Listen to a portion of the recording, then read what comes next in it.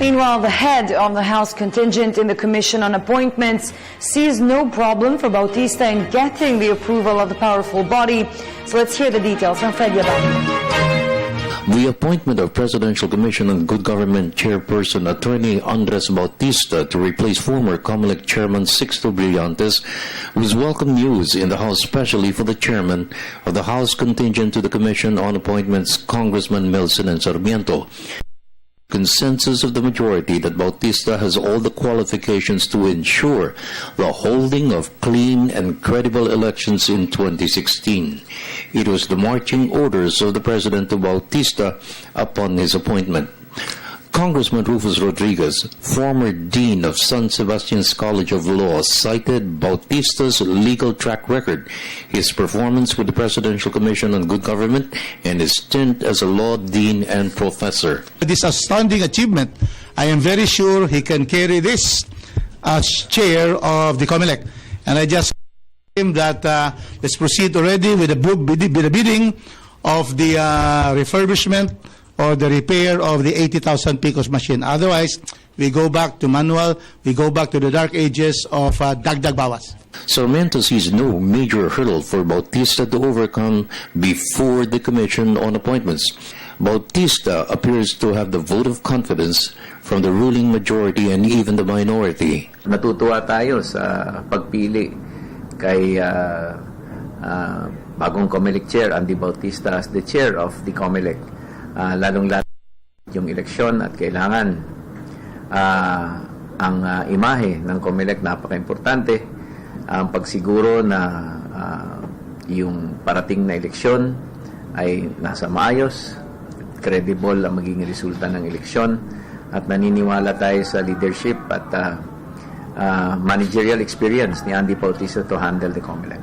Sarmiento is also confident that two new commissioners, former Commissioner on Audit, Rowena Amelia Guanzon, and lawyer Sheriff Abasu will be confirmed. Una, President Congressman Toby Tiaco expressed Guanzon is a political ally of former Local Government Secretary Mar Rojas.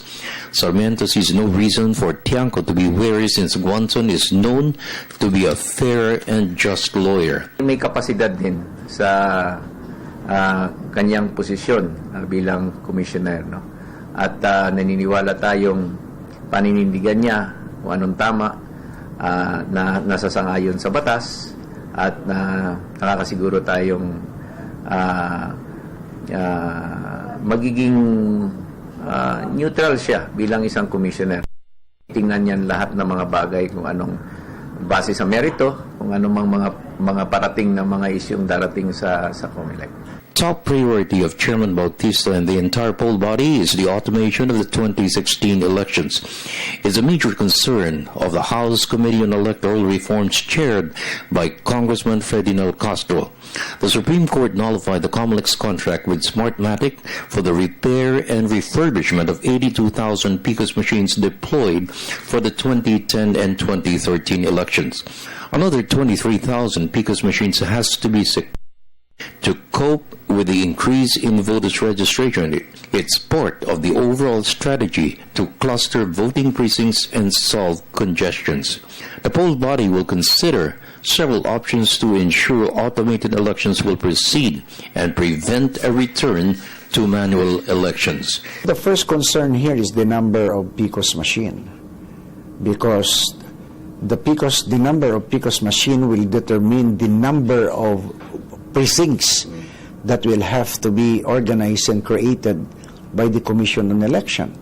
If the COMELEC will avail of is to buy new machines, then the number of machines should see to it that the clustering of precincts should be with less voters per precinct.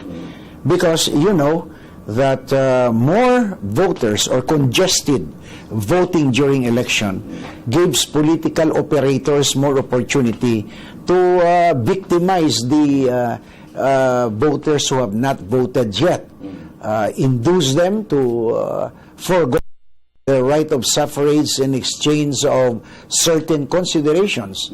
For the People's Television Network, this is Freddie Abando reporting.